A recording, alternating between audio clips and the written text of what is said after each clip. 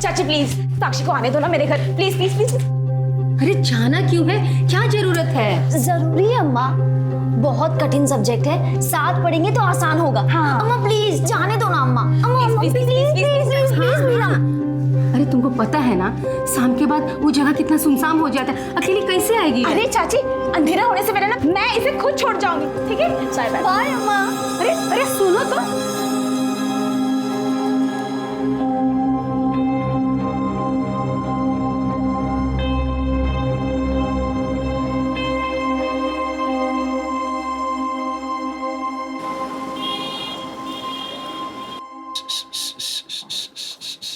कामा आ गई? साक्षी, साक्षी बेटा। अरे अम्मा अभी तक नहीं आई। आई नहीं मतलब? अरे हमको तो बोली थी कि आ जाएगी, काहे नहीं आई हो अभी तक? अरे हम तुमसे कुछ पूछ रहे हैं, जब देखो तब फोन में लगे रहते हो। अरे अम्मा इतना हल्ला क्या कर रही हो तुम? रश्मि के वहां गई है ना, वो आ जाएगी। अब फोन दो हमारा, जब देखो तब राई का पहाड़ बना देती हो, पता नहीं क्यों। बाहर गई, आ जाएगी, बोला ना एक बार।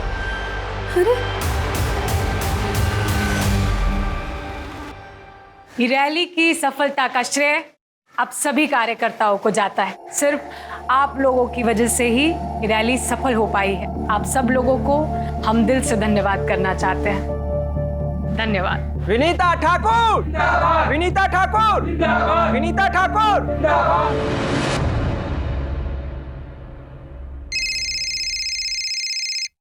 आशा, अच्छा हुआ तुम्हारा फोन आया, हम तुम्हें ही फोन कर रहे थे। अच्छा रश्मि आई है क्या वहां पर? हाँ? अरे ये पूछेगी तो हम तुमको फोन किए कि साक्षी तुम्हारे घर से निकली है का?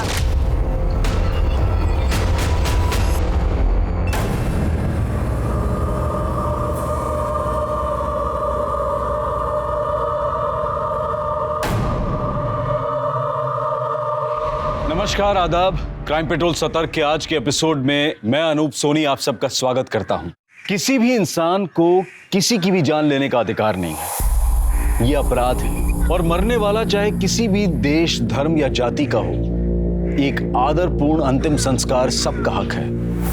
और शायद ऐसा लगता है कि लोगों ने अपने विवेक, अपनी अंतरात्मा की आवाज को सुनना बंद कर दिया है। और शायद इसीलिए ऐसे केसेस देखकर यह लगता है कि अब इंसान के ईमान और उसकी जान की कीमत कुछ भी नहीं रही। इस कत्ल का मकसद क्या है? बदला, ऑनर किलिंग, प्यार में नाकामी या फिर कोई कुंठित वासना? आप दोनों की बेटी साक्षी और रश्मि बेस्ट फ्रेंड है और दोनों गायब है। जी। आप लोगों ने आखिरी बार उन्हें कब देखा था? साहब सुबह 9:30 बजे जब हम डिस्पेंसरी जा रहे थे ना, तब इनकी लड़की रश्मि हमारे घर आई थी। चाची प्लीज साक्षी को आने दो ना मेरे घर, प्लीज प्लीज प्लीज। अरे जाना क्यों है, क्या जरूरत है? जरूरी है अम्मा, बहुत कठिन सब्जेक्ट है, साथ पढ़ेंगे तो आसान होगा। हाँ। अम्मा प्लीज जाने दो ना अम्मा। अंधेरा होने से पहले ना मैं इसे खुद छोड़ जाऊंगी, ठीक है? Bye bye. बाय अम्मा। अरे अरे सुनो तो। रश्मि और साक्षी आपके घर कितने बजे पहुंची थी? वो तो पता नहीं। हम हमारी पार्टी की अध्यक्षा है और आज पार्टी की रैली थी, हम पूरा दिन उसी में बिजी थे। शाम को जब 6:30 बजे घर आए तो पता चला दोनों में से कोई भी लड़की नहीं थी। आशा से जब फोन पर बात हुई तो पता चला कि दोनों लड़कियां गायब हैं। हमने उनका फोन भी ट्राई किया पर उनका फोन बंद आ रहा है। हमने बहुत जगह ढूंढा उन दोनों को, पर हमको कहीं नहीं मिली। पता नहीं कहाँ हो गए दोनों बच्चियाँ। देखिए, अगर आप दोनों को बुरा ना लगे तो हम ये जानना चाहते हैं कि कहीं ऐसा तो नहीं इनके पीछे कोई बॉयफ्रेंड का एंगल हो या? नहीं नहीं साहब, ये क्या बोल रहे हैं आप? साक्षी और रश्मि तो उस तरह की लड़की है ही नहीं जैसा कि आप सोच रहे हैं। साहब, दोनों बच्चियां हैं, सिर्फ 18 साल की है और पढ़ने लिखने वाली उम्र है उनकी। अपने एग्जाम की तैयारी कर रही थी। उनका पूरा ध्यान जो है वो पढ़ाई लिखाई में था, ना कि इन सब फालतू बातों। ठीक है, आप अपनी बच्चियों की डिटेल, मोबाइल नंबर, फोटोग्राफ्स इन्हें दे दीजिए। हम जल्दी से छानबीन शुरू करते हैं। मिश्रा, एक काम करो, दोनों लड़कियों का बैकग्राउंड चेक करो, दोनों के मोबाइल ट्रैकिंग पे डालो। सर।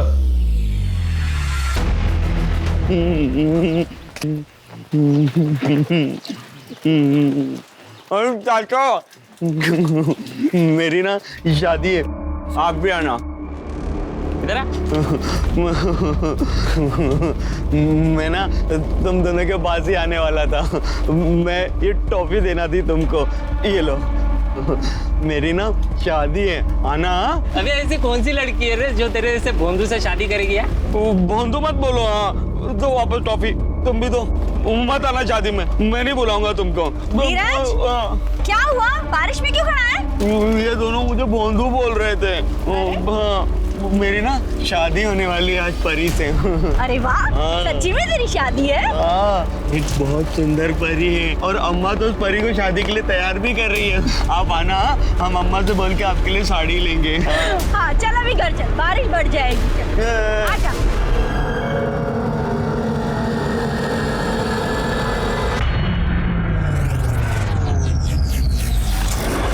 नितिन की बेटी रश्मि और वो डिस्पेंसरी वाली आशा का बेटा सचिन, दोनों का चक्कर चल रहा है। और ये बात मैं क्या, पूरा मोहल्ला जानता है। और उन दोनों ने तो बेशर्मी की सारी हदें पार कर दी है और सड़क पर एक दूसरे के साथ छेड़ाछाड़ी करते फिरते। साक्षी के साथ किसका चक्कर है वो तो नहीं मालूम, पर घंटों किसी के साथ फोन में बातें करती रहती सर। अब उस दिन तो आइसक्रीम भी खा रही थी किसी के साथ और एक दिन शर्मा के लाल गुलाब लेके आ गई। अब बताइए इसका क्या मतलब हुआ?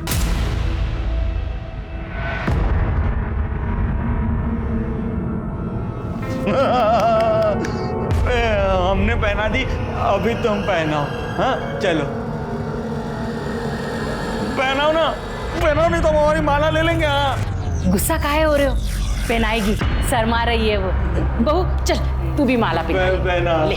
पहनाएगी पहनाएगी। शादी हो गई, हमारी शादी हो गई, हम दूल्हा बन गए, हम दूल्हा बन गए। अम्मा वो सुहागरात भी अभी। अरे बेटा सुहागरात रात को होगी। रात नहीं, रात को नहीं होगी सुहागरात, अभी होगी।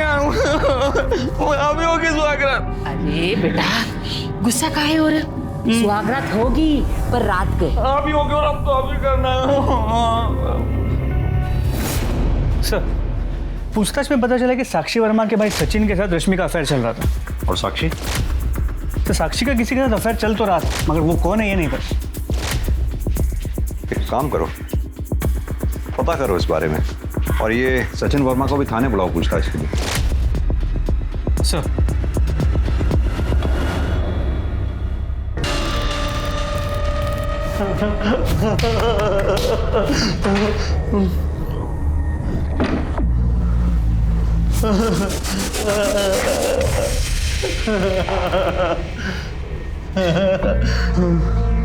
तुमको पता है सुहागरात में क्या होता है? मुझको पता है। हाँ मैं बताऊं? पहले ना मैं तुम्हारा घूंघट उठाऊंगा।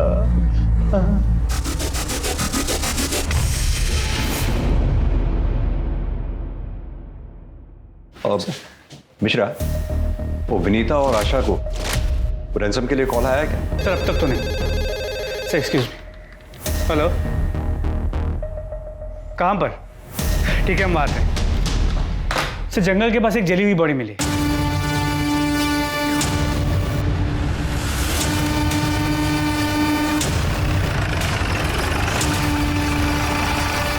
पीछे हो जाओ।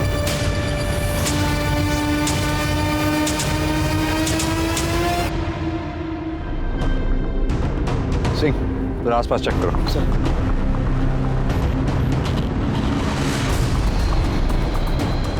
सर बॉडी जितनी जली हुई है पहचान पाना बहुत मुश्किल है। सिर्फ पैरों का एक छोटा सा हिस्सा बचा है, वो भी शायद इसलिए क्योंकि पैरों तक पहुंचने से पहले आग बुझ गई होगी। जाहिर सी बात है कि कातिल नहीं चाहता था कि लाश को कोई पहचाने। आसपास ना कोई आई कार्ड, फोन या पर्स मिला है और सर कोई मर्डर वेपन भी नहीं मिला। पैरों को देखकर लग रहा है कि लड़की की उम्र को ज़्यादा नहीं रही होगी। मुझे डाउट है कि कहीं ये लाश रश्मि या साक्षी में से किसी की ना हो। एक काम करो, दोनों माओं को बुलाओ लाश को आइडेंटिफाई करने के लिए। सर देखिए बॉडी बुरी तरह जल चुकी है, पहचान पाना मुश्किल है। सिर्फ पैर बचे, अगर आप लोग देख के पहचान सकते हैं तो ठीक है, वरना डीएनए टेस्ट करने पड़ेंगे। ये हमारी साक्षी नहीं हो सकती। अब सर हमारा और रश्मि का सर हमारा अफेयर चल रहा था। ये बात हमें पता है, आगे बोल। रश्मि को आखिरी बार कब देखा? जिस दिन दोनों गायब हुई उसी दिन सर। सर सुबह 10 बजे साक्षी और रश्मि दोनों रश्मि के घर के लिए सर निकले थे। वो कहा है कि साक्षी और जो है रश्मि दोनों को ना सर पढ़ाई करनी थी। ठीक है, अभी तुम बाहर बैठो। मिश्रा, अर्जुन को बुलाओ। जब हम घर आए साक्षी अकेली पढ़ाई कर रही थी और उसकी तबीयत ठीक नहीं लग रही थी।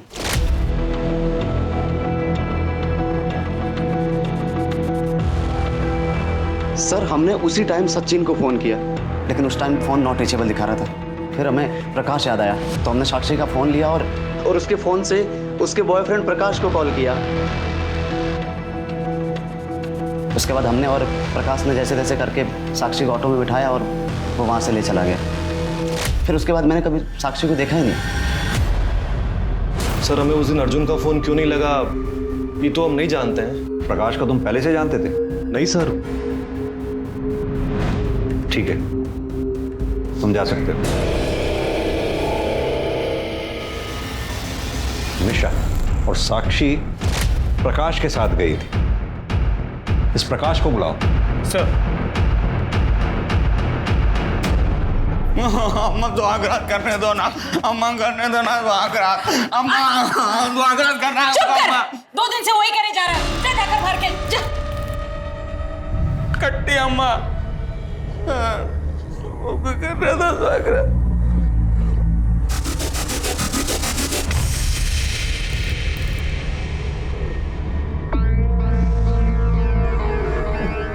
हमको सुहागरात करना ही अम्मा।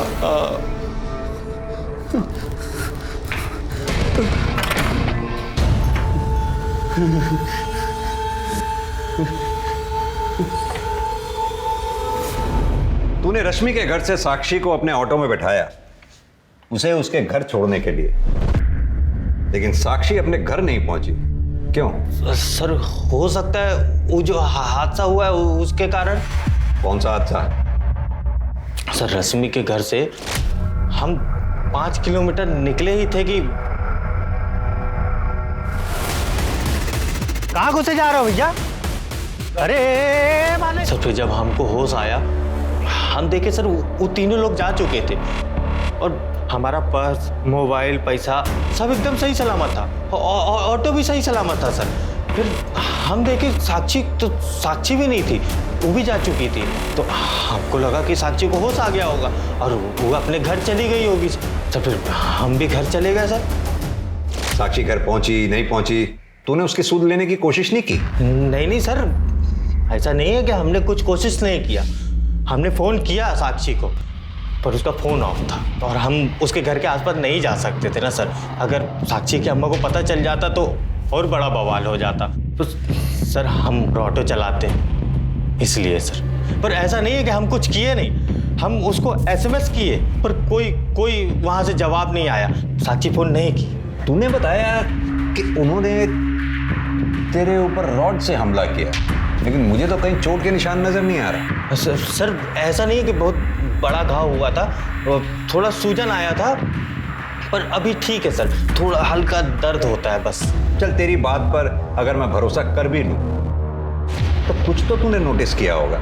वो कैसे लोग थे, किस तरह के कपड़े पहने थे, बाइक का कलर क्या था, नंबर प्लेट, कुछ तो नोटिस किया होगा। या तेरी ये याददाश्त भी चली गई उसके साथ? सर कुछ याद नहीं आ रहा है सर। याद दिलाऊं? सर थोड़ा याद है सर। 2 मोटरसाइकिल में थे। एक मोटरसाइकिल में सर 2 लोग बैठे हुए थे। जिसमें 2 लोग थे ना उसके पीछे नंबर प्लेट पे 5 आखिरी वाला अक्षर 5 था, वो बड़े में लिखा हुआ था सर। और एक मोटरसाइकिल में एक आदमी बैठा हुआ था, उसका कलर वो स्लेट सिल्वर। हाँ सिल्वर ग्रे। हाँ जो भी है सर। और वो बड़ी भारी सी गाड़ी थी सर। वैसे वो करूज थी सर। वो करूज थी, वो अभी नई आई है। Cruise bike. बस सर हमको इतना ही याद। इतना ही याद है? तूने साक्षी को मार डाला, जला डाला और हमारे पास ये चोट लेकर आ गया ताकि हम तेरी बात पर भरोसा कर लें। सर हम साक्षी से प्यार करते हैं सर। झूठ बोल रहा है। साक्षी आखिरी बार तेरे से मिली थी, उसके बाद से साक्षी गायब है। उसकी सुध लेने के बजाय तू अपने घर चला गया और घर जाकर मैसेजिंग कर रहा है। सर ऐसा कुछ भी नहीं हुआ सर। ठीक, लेके जाओ इसे अंदर। सर हम साक्षी से बहुत प्यार करते हैं सर। हम सच बोल रहे हैं सर, हम कुछ नहीं किया सर। मिश्रा, वो तीनों नकाबपोश, सिल्वर ग्रे कलर की बाइक और वो नंबर प्लेट जिसका आखिरी अक्षर 5 है, ब्रॉड लिखा हुआ है, तीनों के बारे में पता करो और इसके call records, mobile location record सब निकलवाओ।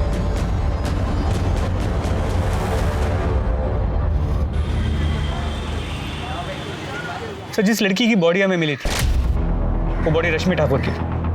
What? रश्मि ठाकुर? मिश्रा, ये केस तो और उलझता जा रहा है। हाँ, हम समझ रहे थे कि प्रकाश ने साक्षी को मारकर जला दिया, लेकिन वो तो रश्मि ठाकुर निकली, यानी कि साक्षी जिंदा है। हमें जल्द से जल्द साक्षी तक पहुंचना होगा, इससे पहले कि उसके साथ कोई अनहोनी हो जाए। और हाँ, रश्मि ठाकुर की माँ विनीता ठाकुर को इन्फॉर्म कर दो। जी सर। और सर रश्मि की पोस्टमार्टम रिपोर्ट से ये पता चला है कि उसकी मौत सर पे घाव लगने की वजह से हुई थी। और सर ये भी पता चला है कि वो सेक्सुअली एक्टिव थी। इनफैक्ट मरने से पहले उसने किसी के साथ सेक्स किया था।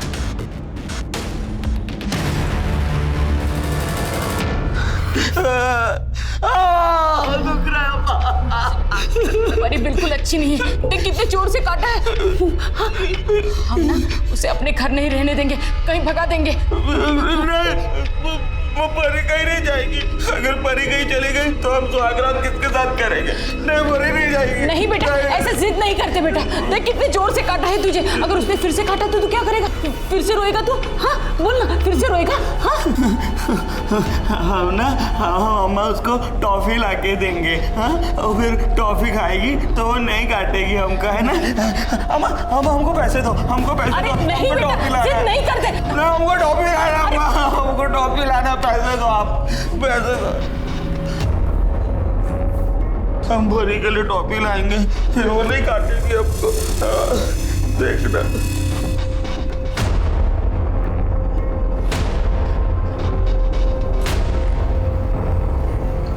इसका कुछ न कुछ इलाज करना पड़ेगा। अब सीधी तरह से बता कि तूने रश्मि को क्यों मारा? क्योंकि रश्मि की पोस्टमार्टम रिपोर्ट के मुताबिक कि मौत से पहले उसके साथ सेक्स हुआ था। सर बलात्कार किया था उसका, रेप किया था उसका। सर हम दोनों का अफेयर चल रहा था, ठीक है? तो सर हमारे बीच में सेक्स होता था। सर हम कसम खा के बोल रहे हैं, सर हमने उसे कभी फोर्स नहीं किया, सर कभी जबरदस्ती नहीं की। सर उस दिन भी सर हम लोग घर ही में सेक्स किए थे और फिर मैं वहां से निकल गया था। सर कहाँ के लिए निकला? वहां से सर याद आया? मेघा से मिलने गए थे सर। कौन मेघा? सर पास ही के गांव में रहती है, हमारी एक और गर्लफ्रेंड है हमारी। ओ, तो मुद्दा ये है क्योंकि रश्मि को जब मेघा के बारे में पता चला, लड़ाई झगड़ा हुआ, उस लड़ाई झगड़े में तूने रश्मि को मार डाला, लाश को ठिकाने लगा दिया। तेरे मोबाइल के लोकेशन रिकॉर्ड के मुताबिक तो उसी एरिया में एक्टिव था जहां से हमें रश्मि की लाश मिली। मेघा के घर का रास्ता भी वहीं से गुजरता है जहां पे आपको रश्मि की लाश मिली थी। सर सही, डालो इसे लॉकअप में। देखिए सर, क्या रश्मि की हत्या और साक्षी की गुमशुदगी किसी झूठ का नतीजा थी? यहां कौन सच बोल रहा था और कौन झूठ बोल रहा था, यह पुलिस अब तक नहीं समझ पाई थी। लेकिन साक्षी के साथ क्या हुआ था, वो थी कहां? प्रकाश जिसने साक्षी को आखिरी बार जिंदा देखा था, उसकी कहानी भी वैसे विश्वास करने लायक नहीं थी। इस सच को जानने के लिए पुलिस ने प्रकाश के बयान के हिसाब से उन बाइक वाले हमलावरों को खोजना शुरू किया। मैं परी को टॉफी दूंगा ना, तब वो मुझे सुहागरात बनाने के लिए मना नहीं करेगी। अबे चल साले, कुछ भी बकवास कर रहा है। परी सुहागरात, परी तुझे ही मिलेगी क्या? कसम से परी है वो मेरी। हम रोज सुहागरात मनाते हैं, वो भी पूरे कपड़े। धीरज, ये क्या बकवास किया जा रहा है? हाँ, और मिलिंद तू या खड़ा रहकर चुपचाप सुन रहा है? बताओ तेरी माँ को। काकी मैंने उससे कुछ पूछा ही नहीं, वो अपने आप ही बक रहा है कुछ भी। धीरज ऐसी गंदी बातें नहीं करते और ऐसे झूठ नहीं बोलते हैं। मैं झूठ नहीं बोल रहा हूँ, सच बोल रहा हूँ। वो पत्नी है मेरी, मैं रोज सुहागरात मनाता हूँ उसके साथ। ये देखो, उसने मुझे काटा। हमने जब अम्मा को कहा ना उसने काटा, तो अम्मा बोली वो गंदी है, उसको भगा देंगे। मैं उसको टॉफी दूंगा, देखना, पर वो ना नहीं कहेगी।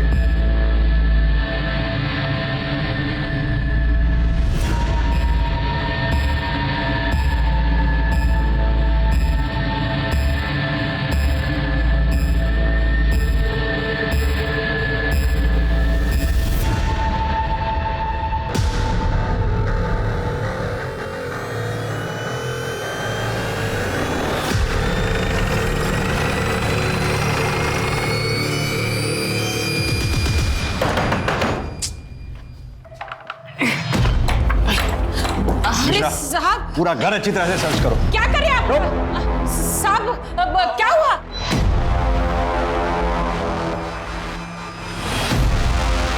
मिश्रा, साक्षी, साक्षी, तुम ठीक तो हो?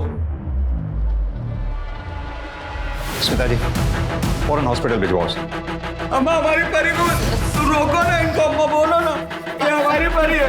परी, अम्मा हमारी परी है वो। सर, घर के पीछे कपड़े मिले। मिश्रा, कपड़े फौरन फॉरेंसिक के लिए भेजो और इन माँ बेटों को थाने लेके चलो। साहब, ये क्या कर रहे हैं आप? साहब, हमारी बात का विश्वास करो, वो लड़की खुद हमारे घर पे भूखी प्यासी आई थी। हमने उसे रहने के लिए घर दिया, खाना दिया, लेकिन उसकी नजर ना हमरे धीरज पर थी। हम उसे घर से बाहर निकालने ही वाले थे। क्या बोल रही हो अम्मा? कुछ भी झूठ बोल रही हो। अम्मा झूठ बोल रही है, जो भूल गई है हमको ना। हमारी परी जो है वो रास्ते पर मिली थी। अम्मा तो चुप कर। चुप, आवाज नहीं। अरे तुम क्यों डर गए धीरज? अम्मा को डांटा, तुम्हें थोड़ी डांटा है। बात सुनो, धीरज बहुत अच्छा बच्चा है। कहाँ मिली थी बेटा परी तुम्हें? परी से मिलना है ना?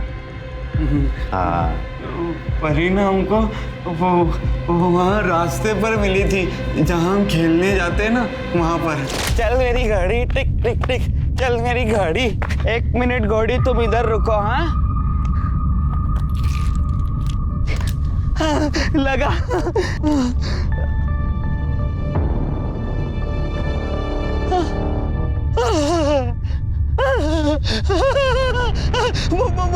परी, मेरी परी, परी।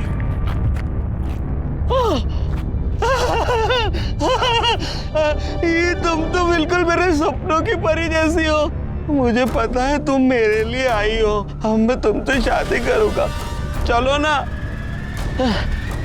अम्मा, हम परी को लेकर आ रहे हैं। माफ कर दो साहब, गलती हो गई साहब, गलती हो गई साहब। हमारा बेटा बहुत भोला है, जिद पकड़ कर बैठा था कि उसी के साथ शादी करेगा, तो फिर उसे उठा कर लाया, तो हमने छोटी मोटी इसकी शादी करवा दी। वैसे भी इसे कहाँ कुछ पता चलता है। फिर एक दिन ये खुद उससे परेशान हो जाएगा, तो कहीं छोड़ देंगे उसे। खिलौना नहीं है, बेटे की चिंता है। उस मासूम लड़की के बारे में कुछ नहीं सोचा, कुछ तरस नहीं आया उसके ऊपर। सारी जिंदगी अंदर सड़ोगे। केस लगेगा तुम्हारे ऊपर, लड़की के बलात्कार का, किडनैपिंग का, झूठी शादी में कानून तोड़ने का आरोप लगेगा तुम्हारे पास। नहीं साहब। स्मिता जी, लेके जाओ इसे। नहीं साहब, नहीं साहब, ये सब मैंने अपने बेटे के लिए किया। मेरे बेटे की वजह से किया कुछ नहीं। अम्मा को कहाँ लेके जा रहे थे? अम्मा कहाँ गए? एक बात बताओ, तुम्हें परी से मिलना है ना? परी बहुत सुंदर है वो। आपको पता है कहाँ है वो? हाँ, कहाँ है? जहाँ से तुम उसे लेके आए थे ना, वो वहाँ चली गई। हाँ, हमको पता था ऐसा ही कुछ होगा। लेकिन तुम्हें पता है ना तुम कहाँ से लाए थे उसे? वहाँ से लाए। हाँ, वो पता है ना, वो परी वहाँ पे, वो रास्ते पे हम खेलने जाते हैं ना, खेत के उधर, वहाँ पर। अच्छा, हमें उस जगह पे लेके चलोगे? हाँ, हम परी को मना लेंगे तुम्हारे पास वापस आने के लिए। सच में? हाँ, चलो गाड़ी में। हाँ, गाड़ी में लेके चलेंगे। सर, मेरी डॉक्टर से बात हुई, उसने बताया कि साक्षी की बॉडी में भारी मात्रा में अफीम मिली, जो उसे रोज थोड़ी थोड़ी करके दी गई थी, ताकि वो उनके चंगुल से भाग ना सके। सर, लगता तो ऐसा ही। और डॉक्टर ने यह भी बताया कि साक्षी के सर पे रॉड जैसी किसी चीज से वार किया गया, और पिछले कुछ दिनों से उसके साथ कई बार रेप हुआ था, जबरदस्ती की गई थी। उसका रेपिस्ट कोई और नहीं, वो बेवकूफ धीरज ही है।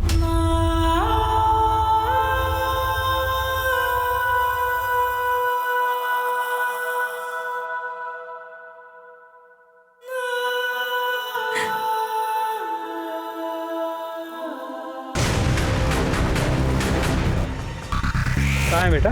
अंदर अंदर अंदर। बस ये इधर इधर इधर। देखो,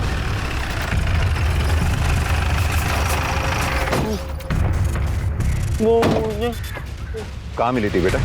वो मुझे ना वहाँ ये इधर इधर इधर नहीं, इधर नहीं, वहां मिली थी परी मुझे। परी, ये तो खून के धब्बे हैं मिश्रा। आसपास का एरिया अच्छी तरह से चेक कर। सर, सिंह।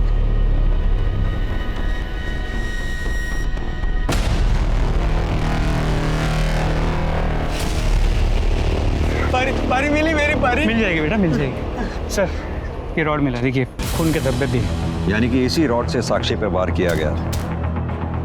रॉड को फॉरेंसिक के लिए भेजो। इसमें मिलने वाले फिंगरप्रिंट्स धीरज और प्रकाश के फिंगरप्रिंट से मैच करा के देखो। हो सकता है इन दोनों में से ही किसी एक का काम हो। और साथ ही ये भी पता करना होगा कि उस दिन रश्मि के घर में क्या हुआ था, या फिर उस दिन ऑटो में क्या हुआ था, जो अभी तक हमें नहीं पता।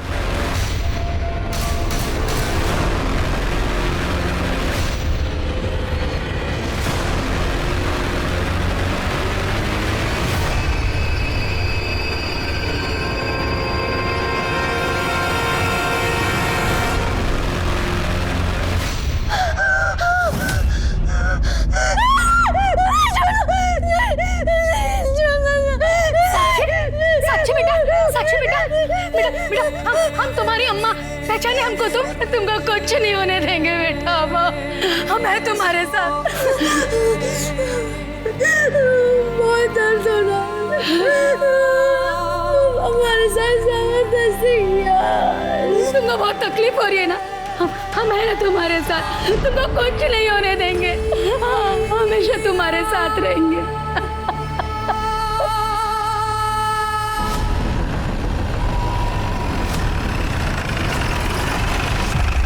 साक्षी, तुम्हें कुछ याद है तुम्हारे साथ ये सब किसने किया था? कौन था वो? याद करने की कोशिश करो, तुम्हारे साथ ये सब किसने किया था? कौन थे वो दरिंदे? नहीं। थोड़ा दिमाग पे जोर डालो।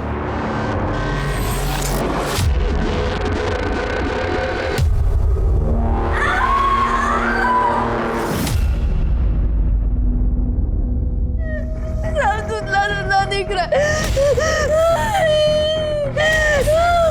सर, आप इन पर प्लीज प्रेशर मत डालिए, वरना इनकी तबीयत और ज्यादा खराब हो सकती है।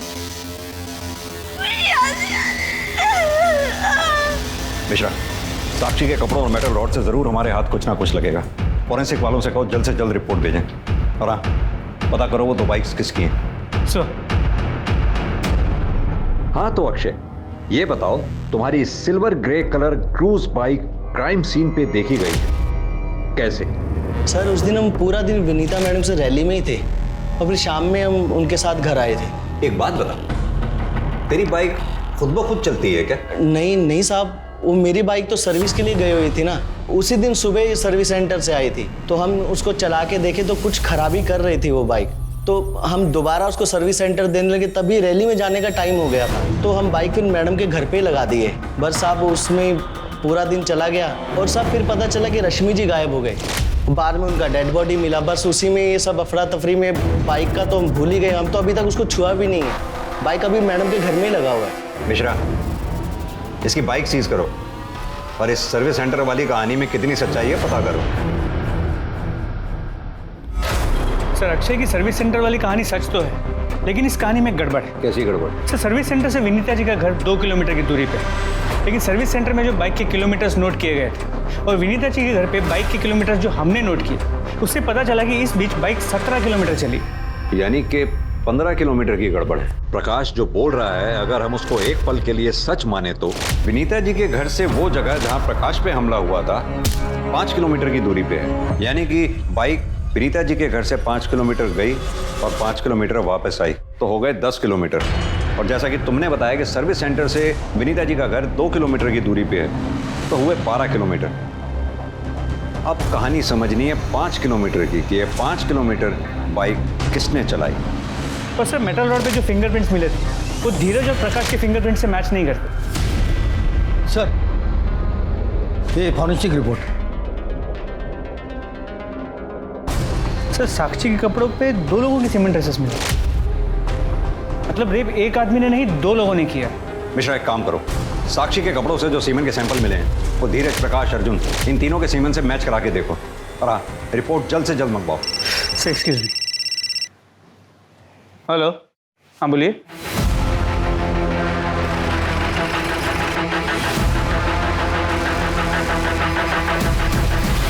सर देखिए ना, क्या हुआ हमारी साक्षी को? पता नहीं बेहोशी की हालत में भी बड़बड़ा रही है एक ही बात। रश्मि बचाओ, रश्मि नहीं, रश्मि बचाओ,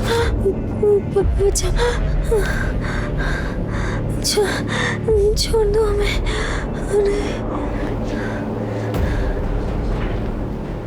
क्या मतलब हो सकता है इस बात का?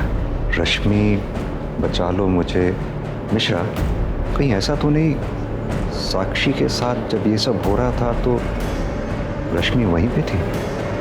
साक्षी के बेहोशी में बुदबुदाए शब्द, अक्षय की मोटरसाइकिल की 15 किलोमीटर की गुत्थी और प्रकाश का साक्षी को रश्मि के घर से बेहोशी की हालत में ले जाना। पुलिस ने प्रकाश के बयान को क्रॉस चेक करते हुए 4 ऐसी बाइक्स ढूंढ निकाली जिनके नंबर की आखिरी संख्या 5 थी और जो उस दिन उस वक्त क्राइम सीन से गुजरी थी। 4 में से 3 बाइक्स मिडिल एज्ड व्यक्तियों के नाम पर थी जिनके निर्दोष होने के गवाह और सबूत पक्के थे, लेकिन चौथी बाइक तुषार यादव नाम के एक लड़के की थी।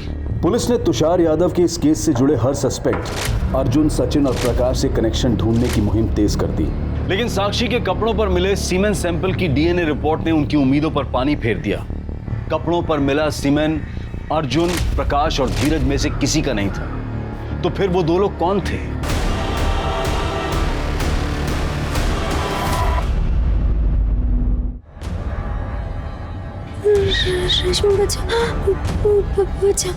साक्षी के बेहोशी में बुदबुदाए हुए शब्दों को आधार बनाकर पुलिस ने तीनों सस्पेक्ट्स अर्जुन, सचिन और प्रकाश के घर की तलाशी लेने की ठानी।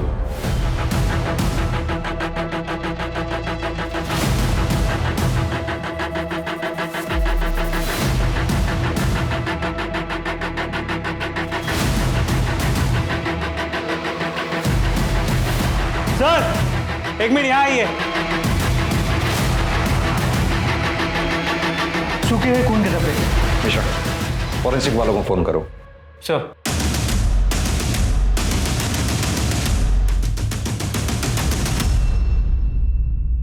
सर, फोरेंसिक रिपोर्ट के मुताबिक विनीता जी के घर पे जो खून के धब्बे मिले थे वो रश्मि के थे।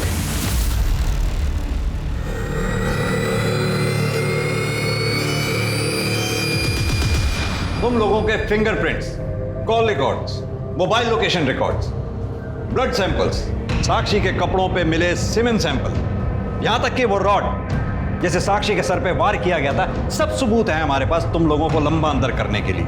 लेकिन फिर भी हम ये जानना चाहते हैं कि तुम लोगों ने ये सब क्यों किया, कैसे किया? सर, हमें नहीं पता आप क्या कहना चाहते हैं और क्या साबित करना चाहते हैं। हम सिर्फ इतना जानते हैं कि हमने कुछ नहीं किया। ये नेता की घर में बोल रही है, पॉलिटिशियन का बेटा है ना, तो लगता है कि इसको सजा ही नहीं होगी। हो भी सकता है, लेकिन ज्यादा लंबा फर्क नहीं पड़ने वाला, सिर्फ 2-4 दिन का ही फर्क पड़ेगा इसमें। लेकिन तुम दोनों बाहर की दुनिया कभी नहीं देख पाओगे, ये पक्का है। हाँ, अगर कबूल कर लो तो हो सकता है मैं तुम्हारी सजा कम करा दूं। साहब, ये सब इस अर्जुन का ही प्लान था। इसने हमको और महेंद्र को फोन करके बोला कि साक्षी के साथ सेक्स करने का लालच दिया इसने साहब हमको। चुप हो जा बे। क्या बकवास कर रहे हैं? साहब, हम बताते हैं, हम सच बोल रहे हैं साहब। इसने हमको फोन करके बुलाया तो हम अपनी बाइक से तुरंत महेंद्र को लेकर इसके घर गए।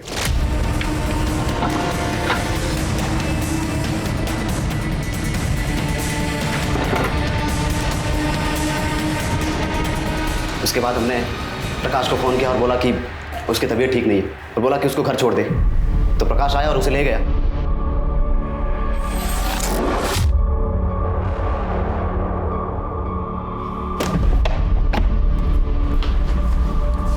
गई क्या? अरे मजा आ गया, लेकिन मजा तो बहुत आया था यार, सच में।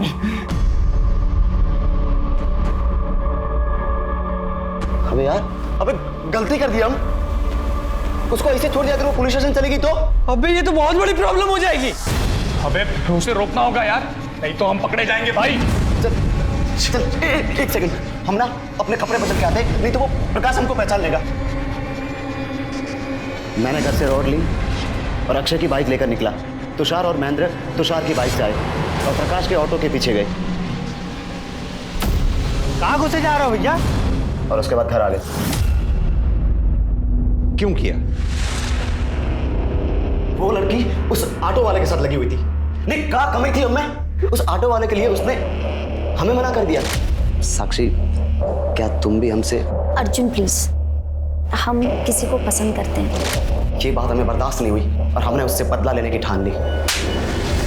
मैं बताता हूं तेरे में क्या कमी थी। तो आदमी जरूर है पर इंसान नहीं। लड़की ने प्यार में मना क्या किया, अपने इन दो दोस्तों से उसका बलात्कार करवा दिया।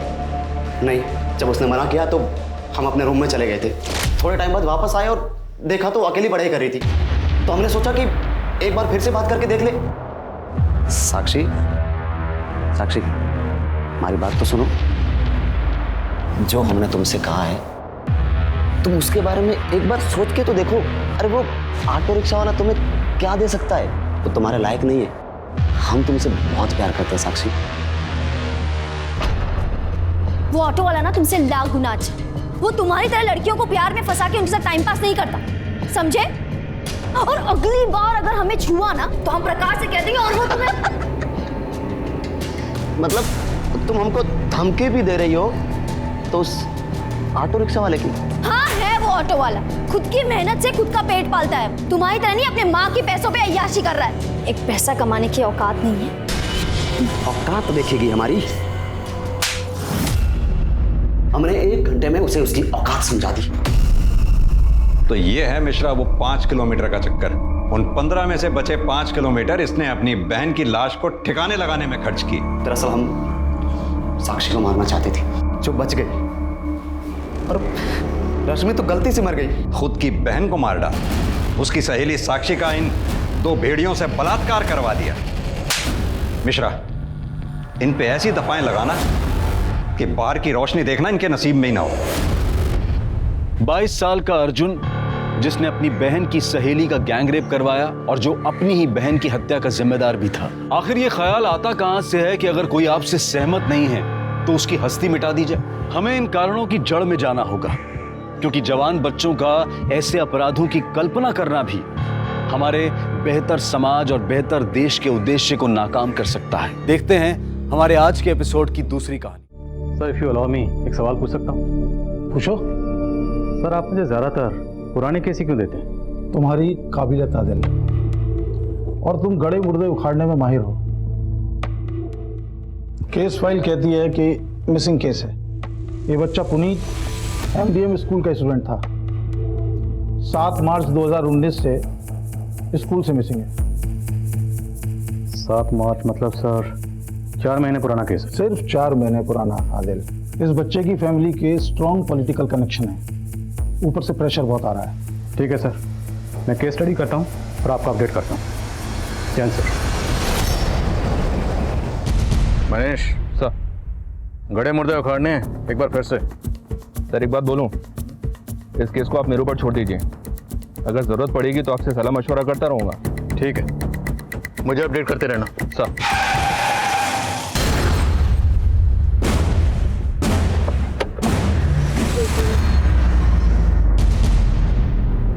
तो ये सब बैंड से डिटेल्स हैं? जी हाँ सर, रास्ते भारत में तस्करी होती है इनकी।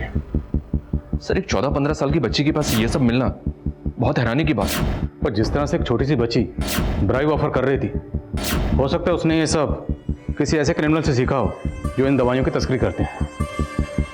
मतलब मैटर सीरियस है। बच्ची के कपड़ों पर जो खून लगा था, बताया कुछ? नहीं सर, फिलहाल तो उसने कुछ नहीं बताया। उसको भेजा है पर वहाँ भी किसी के कंट्रोल में नहीं आ रही है।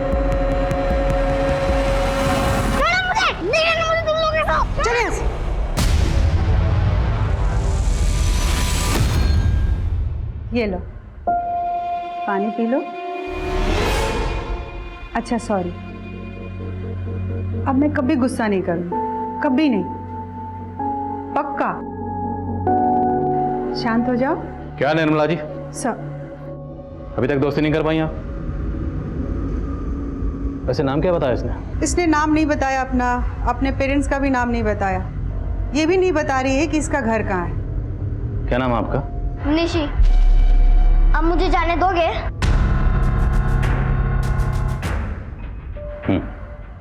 जरूर जाने देंगे। कहाँ जाना है आपको, बताओ। घर कहाँ है आपका?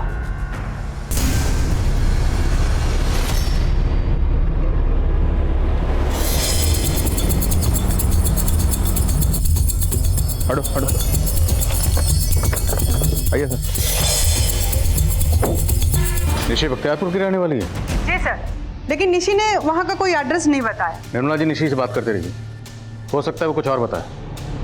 तब तक मैं इसकी तस्वीर बख्तियारपुर पुलिस से शेयर करता हूँ, हो सकता है वहाँ से इसके बारे में कुछ इन्फॉर्मेशन मिले।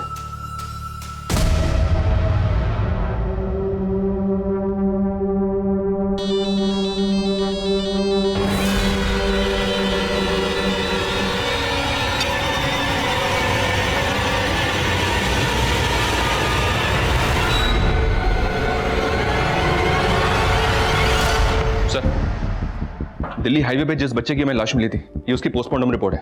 सर रिपोर्ट में चौंकाने वाली बात यह है कि उस बच्चे के ब्लड में हमें वैसे ही सेडेटिव के ट्रेसेस मिले हैं जो हमें निशी के बैग में मिले थे। तो मतलब निशी का इस बच्चे से कोई ना कोई ताल्लुक जरूर है, या फिर इसके कत्ल से। बच्चे की मौत कब हुई? सर रिपोर्ट के हिसाब से बॉडी मिलने के 1-2 दिन पहले। मतलब 5 दिन पहले, और निशी भी हमें 5 दिन पहले ही मिली थी। जी हाँ सर, लेकिन सर फिलहाल ये पता नहीं चल रहा है कि ये बच्चा है कौन। इसके बारे में कहीं कोई मिसिंग कंप्लेंट नहीं है। और सर चौंकाने वाली बात यह है कि इस बच्चे को पिछले कई समय से सेडेटिव्स दिए जा रहे थे। इसकी बॉडी पे कई सारे सिरिंज के मार्क्स भी हैं। और सर ये सेडेटिव्स इतने खतरनाक हैं कि किसी भी आदमी को कम से कम 6-7 घंटों के लिए बेसुध कर सकते हैं। लेकिन सवाल यह है कि इतने छोटे बच्चे को ये सब सेडेटिव्स कौन दे रहा था और क्यों? एक काम करो, इस बच्चे का एक ऐसा स्केच तैयार करो जिसमें बच्चा बिल्कुल नॉर्मल लगे और खुश लगे। निशी से दोबारा मिलना पड़ेगा। Right sir.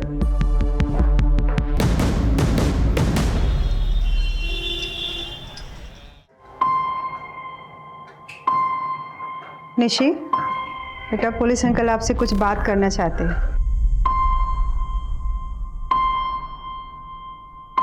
आप तो बहुत अच्छी ड्राइंग बनाते हैं। हमने भी आपके लिए एक स्केच बनवाया। दरअसल हमें एक बच्चे के बारे में पता चला। देखिए,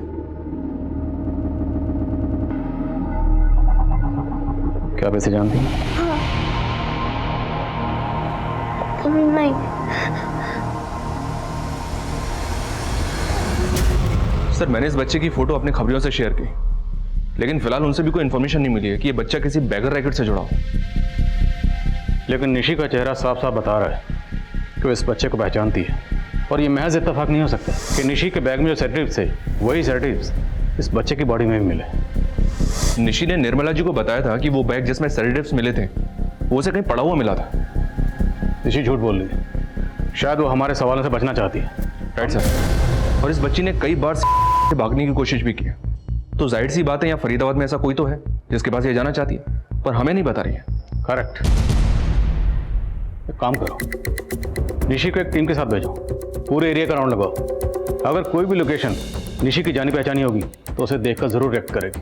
राइट सर। और वो डीसीपी साहब वाले पुनीत मिसिंग केस की क्या अपडेट? सर मैं पुनीत के पेरेंट्स और स्कूल वालों से मिला था। उनके पुराने स्टेटमेंट नए स्टेटमेंट से थोड़े अलग हैं। मैंने पॉइंट्स नोट डाउन किए हैं, डिस्कस करूंगा आपसे। ठीक है, पहले निशी को ले जाने के ऑर्डर पास करवाओ, फिर हम डिस्कस करते हैं। Right sir.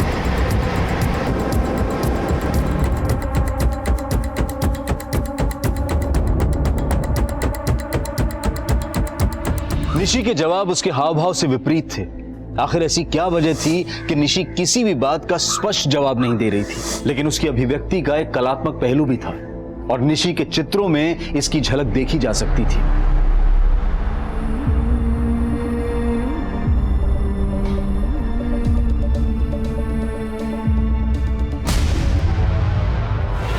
Sir Puneet missing case में फिलहाल कोई नई अपडेट नहीं है। सर मुझे थोड़ा सा वक्त और दीजिए, मैं जल्दी आपको अपडेट करता हूँ। जी सर, थैंक यू सर। जय हिंद। सर वो बच्ची निशी से भाग गई। क्या?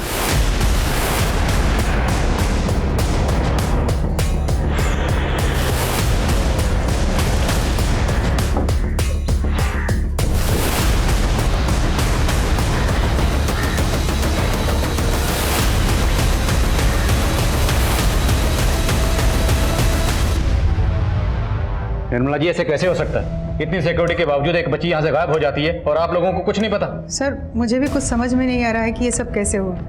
फिर मैंने सीसीटीवी फुटेज चेक किया, आखिरी बार पता चला कि निशी वॉशरूम की तरफ गई थी।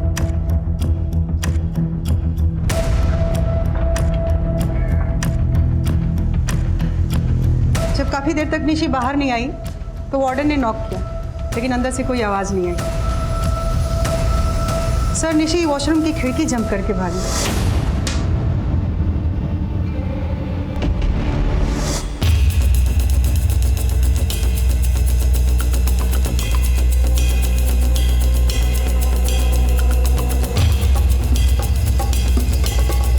सर क्या लगता है आपको, वो बच्ची इस विंडो से जा सकती है? इसका कांच निकालना तो उसके लिए पॉसिबल है, पर यहां से जंप करना इम्पॉसिबल लग रहा था। काफी हाइट, मुमकिन नहीं। एक छोटी सी बच्ची यहां से अकेले बाहर नहीं जा सकती। जरूर उसकी किसी ने मदद की। बाहर के फुटेज चेक करते हैं और पेट्रोलिंग टीम को तुरंत अलर्ट करो।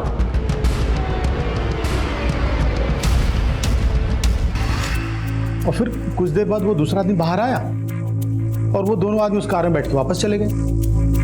हाँ सर, ये विवेक विष्ट नाम का आदमी मुझसे मिलने आया था। आज मैं पहली बार इससे मिली हूँ। क्या काम था इसे? सर, इसने मुझे कल कॉल किया था, बताया बिजनेसमैन है, डोनेशन देना चाहता, इसलिए मैंने आज इसको मिलने के लिए बुलाया था। सर, आज जब ये मुझसे मिलने आया तो मैंने इसे डोनेशन का प्रोसीजर बताया, लेकिन अचानक इसको कोई कॉल आया और ये चला गया। इन दो लोगों का आज यहाँ पर आना और आज ही निशी का भागना, कुछ तो है। निर्मला जी, कॉरिडोर की फुटेज प्लीज। सर, ये लड़की निशी जिस तरह से विवेक को देख रही है, कुछ तो गड़बड़ है। लेकिन फुटेज में साफ दिख रहा है कि इस आदमी ने निशी को भागने में मदद नहीं की। निशी खुद वॉशरूम की खिड़की से कूदकर भागी।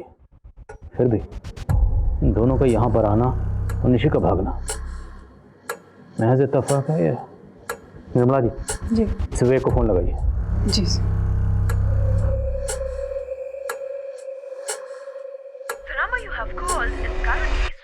सर, उसका नंबर बंद आ रहा है। मनीष, निशी शायद इन दोनों आदमियों को जानती है, पता लगाओ ये दोनों कौन है। इसी तरह भागी थी वो, पता नहीं कहाँ गायब हो गई चुईया। तूने भागने क्यों दिया बे उसको? उसी टाइम पकड़ के काट नहीं देता चुईया को? क्यों? तू भी तो अंदर गया था उसको काटने के लिए, तूने काटा क्या? ज्यादा बोल मत, ढूंढ अभी उसको। तो मैं और क्या कर रहा हूँ?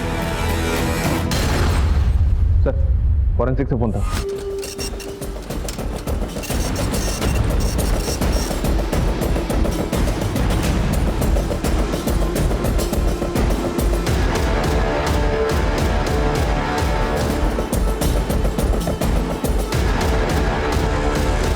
निशी ने हमसे भले ही कई झूठ बोले हो, लेकिन एक बात उसने सच बोली है कि वो बख्तियारपुर की रहने वाली है। बख्तियार पुलिस ने उसके फोटो को आइडेंटिफाई किया है। निशी के पास और प्रेजेंट में जमीन आसमान का अंतर है सर।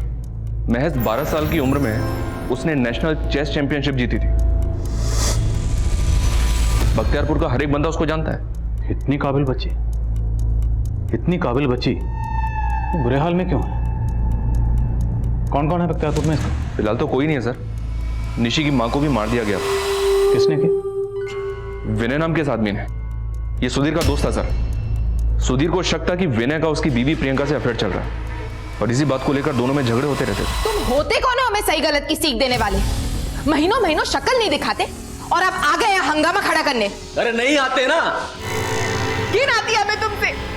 तुम हमारे बारे में इतना घटिया सोचते हो। और जिस विनय को लेकर सुधीर को शक था सर, उसी विनय ने निशी की मां को मार दिया। तुम? मैं तुम्हें सच में पसंद करता हूँ प्रियंका, और वैसे वो सुधीर ने तुम्हें आज तक दिया ही क्या है। मैं तुम्हें दुनिया की हर वो खुशी दे सकता हूँ जो तुम चाहती हो। बस मेरे और सुधीर के रिश्ते में जहर घोलने की कोशिश मत करो। तुम्हें पता भी है हा? तुम्हें पटाने के लिए मैंने कितना पैसा खर्चा किया है? छोड़ो। इस बात को सुनकर सुधीर ने अपना आपा खो दिया और उसने विनय का कत्ल कर दिया। विनय के कत्ल के बाद सुधीर को जेल हो गई और निशी के मामा मामी निशी को और उसकी छोटी बहन को बख्तियारपुर से यहाँ फरीदाबाद लेकर आ गए।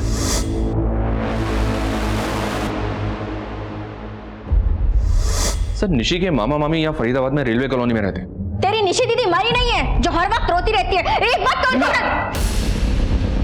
क्या कर रही हो? हाँ सर, 2 साल पहले हम निशी और खुशी को अपने पास ले आए थे, लेकिन उसके बाद वो अपने दूसरे मामा मामी के पास रहने चली गई। दूसरे मामा मामी कौन? बसंत और जया, मेरा छोटा भाई और उसकी बीवी। देख बसंत, सीधी सी बात है, मैं अकेला इन दोनों बच्चियों की देखभाल पालन पोषण नहीं कर सकता। प्रियंका, तेरी बहन भी तो थी। इन दोनों बच्चियों में से एक बच्चे की जिम्मेदारी तुझे उठानी ही पड़ेगी। ठीक है भैया, फिर हम निशी को ले जाते हैं। बसंत निशी को अपने साथ ले तो गया, लेकिन कुछ महीनों बाद उसे यहां वापस छोड़ गया।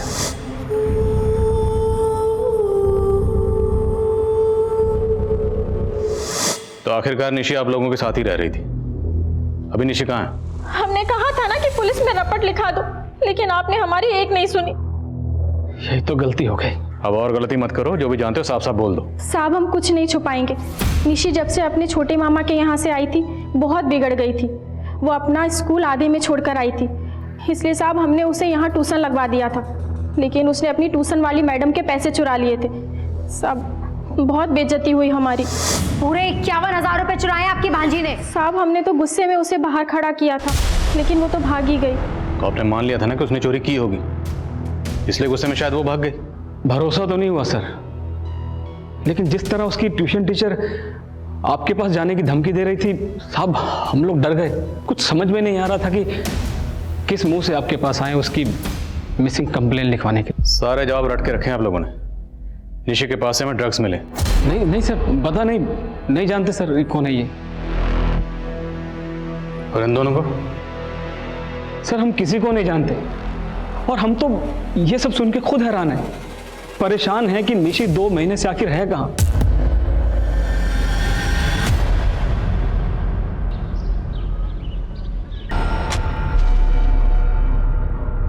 हमें स्वाति गुप्ता से मिलना।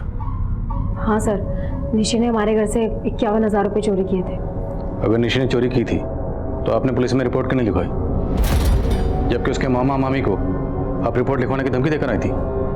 सर, उन्होंने खुद रिक्वेस्ट की थी कि मैं पुलिस के पास ना जाऊं, लेकिन फिर अचानक से निशी कहीं गायब हो गई। वो माइनर है, मुझे लगा कि अगर मैं कंप्लेन करूंगी तो आप लोग मुझे ही गलत समझोगे।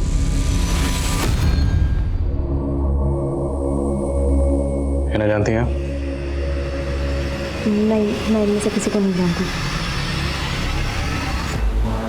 अरे मैडम, वो ही समझ ना आ रहा कहाँ गायब हो गई वो। तुझे पता है ना, अगर वो पुलिस के हाथ लग गई तो क्या होगा? अरे सब मालूम है मैडम जी, इसलिए तो कह रहा हूँ बोरिया बिस्तर बांधो और गायब हो जाओ। सर, इन दोनों आदमियों की फोटो मैंने अपने खबरों से शेयर की।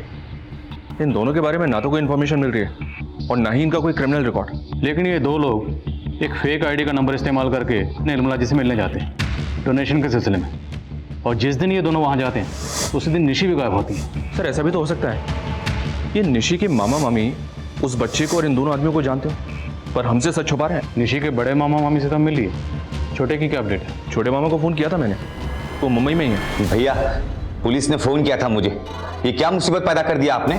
बसंत, मुसीबत वो तेरी थी जिसे मेरे पल्ले बांधकर तू मुंबई भाग गया। फालतू बकवास मत करिए भैया। अब ये बताइए कि इससे निपटे कैसे? मुझे नहीं पता, तू देख। निशी के फादर सुधीर जिस जेल में है वहां कांटेक्ट करो। मुझे लगता है हमें एक बार निशी के बारे में उसके फादर से ही बात करनी चाहिए।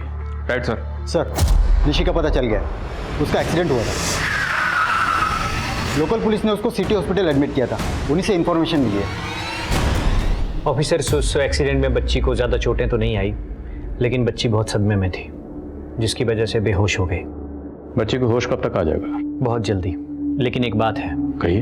हम बच्ची को एग्जामिन कर रहे थे, तब हमने नोटिस की, दरअसल बच्ची के प्राइवेट पार्ट्स पर कुछ पुराने घावों के निशान हैं। कुछ इन्फेक्शन भी था जो अभी तक क्योर नहीं हुआ है। आई फील कि बच्ची को काफ़ी समय तक मोलेस्ट किया जा रहा था। मोलेस्ट? यस। उसके घावों को देखकर तो यही लगता है कि यही कोई 4-5 महीने पुराने होंगे। 4-5 महीने पहले निशी अपने मामा बसंत के साथ रह रही है, तो जहां भी है उसे हाजिर करो। अब इस सवाल का जवाब वही देगा। Right sir. सर, हमें बिल्कुल भी अंदाजा नहीं था कि निशी के साथ इतना सब कुछ हो रहा था। लेकिन उसकी तकलीफ के कुछ तो साइन होंगे, उसके बिहेवियर में कुछ चेंजेस आए होंगे। प्रियंका दीदी के साथ तो उसे हमेशा खुशी देखे थे, लेकिन अपनी माँ की मौत के बाद उसके गुमसुम रहने की कई वजह थी। एक तो उसके पापा उससे दूर हो गए, दूसरा हमारी मजबूरी के कारण निशी और खुशी को अलग रहना पड़ा। जिस दौरान निशी आपके साथ रह रही थी उसी दौरान उसके साथ कोई दुष्कर्म कर रहा था। आपको पता होना चाहिए कौन था। सर हमें बिल्कुल अंदाजा नहीं था, और निशी तब स्कूल जाने के अलावा कहीं बाहर जाती भी नहीं थी। कौन से स्कूल में पढ़ती थी? MDM स्कूल में। लेकिन सर निशी स्कूल में ठीक से परफॉर्म नहीं कर पा रही थी। कई बार उसके स्कूल से शिकायतें भी आ रही थी कि निशी का ध्यान उसके पढ़ाई में नहीं था। गलती हमारी थी सर, हम निशी की तकलीफ समझ ही नहीं पाए। और फिर मेरी मुंबई में नौकरी लग गई और मैं उसे जयेश भैया के यहाँ छोड़ आया। और निशी स्कूल जाने से बहुत कतराती थी। निशी ने स्कूल जाना कब बंद किया था? उसको जयेश भैया के घर छोड़ने से करीब 10-12 दिन पहले। मनीष, निशी MDM स्कूल जाती थी और डीसीपी सर ने हमें जिस पुनीत नाम के बच्चे का केस सौंपा है वो भी MDM स्कूल का स्टूडेंट था, राइट? हेलो पुनीत। हाय निशी। जी हाँ सर, ये वही स्कूल है और पुनीत 7 मार्च से लापता है। 7 मार्च। और निशी ने स्कूल जाना बंद किया 9 या 10 मार्च से।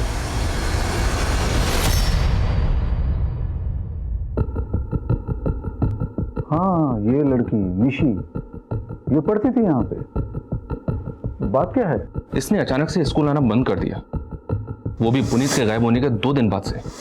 बता सकते हैं क्यों? नहीं, मैं एक बात समझ नहीं पा रहा हूँ। आप पुनीत को लेके बात कर रहे हैं या इस बच्ची को लेके बात कर रहे हो? अब तो दोनों बातें होंगी सर। सबसे पहले तो आप ये बताइए, कहीं ऐसा तो नहीं कि निशी की मोलेस्टेशन की वजह इसी स्कूल से जुड़ी है? No, it's impossible sir. यहाँ ऐसा कुछ नहीं हो सकता। मैं आपकी निशी के क्लास टीचर से बात करवा देता हूँ। निशी के बारे में उसका क्लास टीचर आपको ज़्यादा जानकारी दे सकता है। ठीक है, बुलाइए उन्हें। सर, बुलाया आपने? हाँ अरुण, इन्हें तुम्हारे एक ओल्ड स्टूडेंट के बारे में तुमसे बात करनी है। कौन सी स्टूडेंट? निशी वर्मा। निशी के बयान के बाद पुलिस ने कन्या भ्रूण हत्या से जुड़े इस रैकेट का पर्दाफाश किया। जावेद और मौर्या के साथ एक मुदिता नाम की औरत को भी गिरफ्तार किया गया जो मिलकर ये अपराध कर रहे थे। लेकिन उन लोगों का निशी के मॉलेस्टेशन में कोई हाथ नहीं था। और निशी की आप बीती जान पाना अब उसके किसी अपने के ही बस की बात थी। इसलिए पुलिस ने कोर्ट की परमिशन लेकर निशी के पिता की निशी से मुलाकात करवाई। निशी,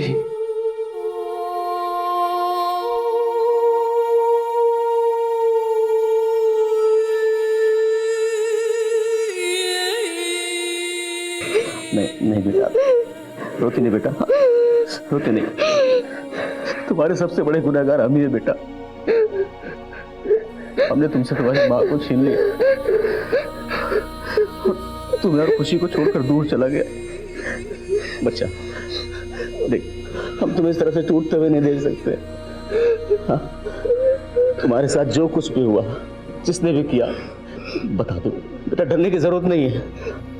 पापा है ना तुम्हारे साथ? हाँ हाँ हाँ बेटा।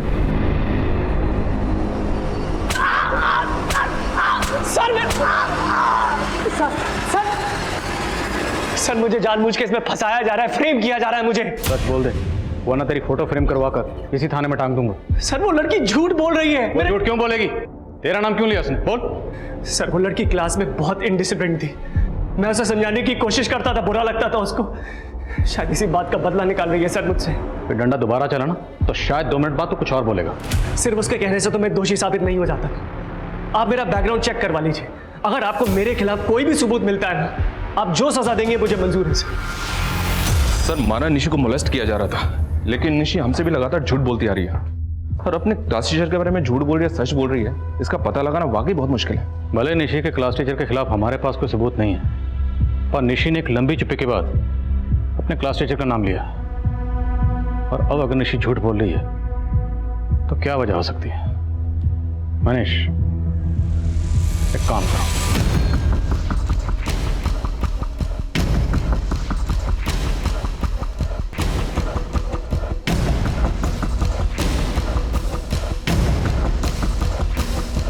सर आपके कहने पर मैं निशी का हर एक सामान उसके बख्तियारपुर वाले घर से और उसके दोनों मामा मामियों के घर से लेकर आ गया हूँ। और आप इसका करेंगे क्या, मैं समझ नहीं पा रहा हूँ। मनीष, ड्राइंग करना निशी की हॉबी है, लेकिन अगर उसकी एक एक ड्राइंग को गौर से देखें तो उसकी सारी ड्राइंग्स उसके दिलो दिमाग की कैफियत को बयान करती हैं। जितनी भी ड्राइंग्स उसने बख्तियारपुर में रहते हुए बनाई हैं, उसकी सारी ड्राइंग्स खुशनुमा है। और उसके बाद उसकी जितनी भी ड्राइंग्स हैं, सब में उदासी झलकती है। लेकिन सर, आप कहना क्या चाहते हैं, मैं समझ नहीं पा रहा हूँ। निशी के गुनहगार उसकी इस ड्राइंग में छुपे हुए, और उसके गुनहगार कोई एक नहीं, उसके गुनहगार शायद 5। मतलब उसकी ड्राइंग को गौर से देखो कि गंजा आदमी कौन हो सकता है। अब ये तिलकधारी कौन हो सकता है?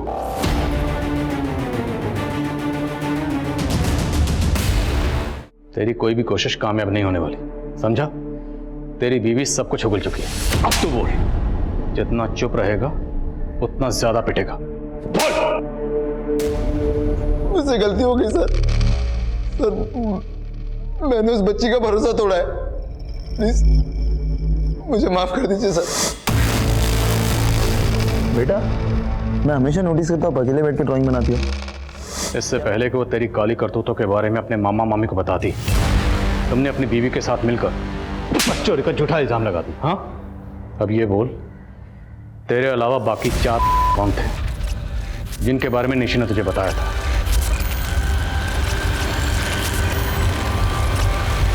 सर, इसकी शुरुआत मैंने नहीं की थी।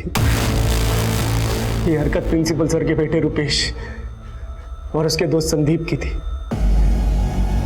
वही दोनों मिलकर पहले निशी का रेप कर रहे थे। उन्होंने निशी का वीडियो बनाया और उसे ब्लैकमेल करना शुरू कर दिया। फिर एक दिन निशी के साथ जो भी गलत हो रहा था वो इनका बेटा कर रहा था। मैंने इन्हें जाकर बोला भी था, लेकिन ये कहाँ मेरी सुनने वाले थे। अब तू क्या कर रहा था? अपनी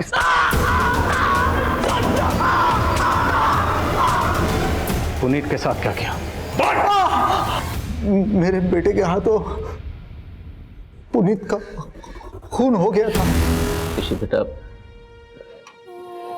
सारे पाप नहीं करते,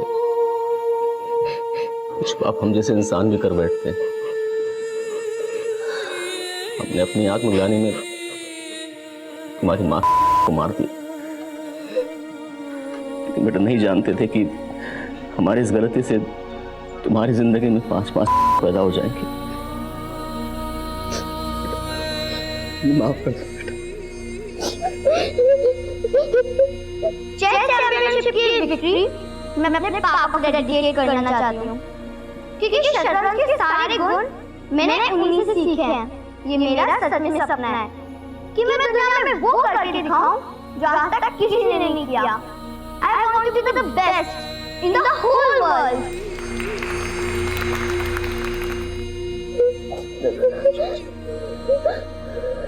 सुधीर जी, चलिए। बेटा जाना होगा, बचा लो।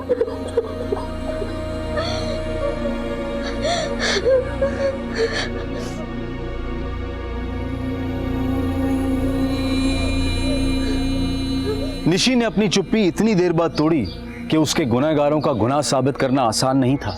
लेकिन निशी की वो ड्राइंग्स अदालत में एक अहम दस्तावेज साबित हुई और अदालत के फैसले के बाद ये बात काफी चर्चा में थी कि अदालत ने एक बच्ची की ड्राइंग्स को आधार बनाकर उसके गुनहगारों को सजा देकर एक ऐतिहासिक फैसला सुनाया। छोटे बच्चे हमेशा ऐसे क्रिमिनल्स का सॉफ्ट टारगेट होते हैं।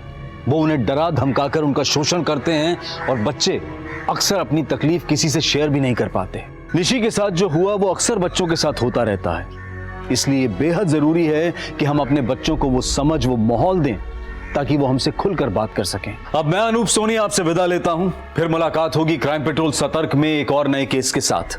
तब तक अपना और अपने परिवार का ख्याल रखें, सतर्क रहें, सुरक्षित रहें और देखते रहें क्राइम पेट्रोल सतर्क। जय हिंद। क्राइम पेट्रोल्स के और भी दिलचस्प कहानी देखने के लिए हमारे चैनल को सब्सक्राइब करें और बेल आइकॉन दबाना न भूलें।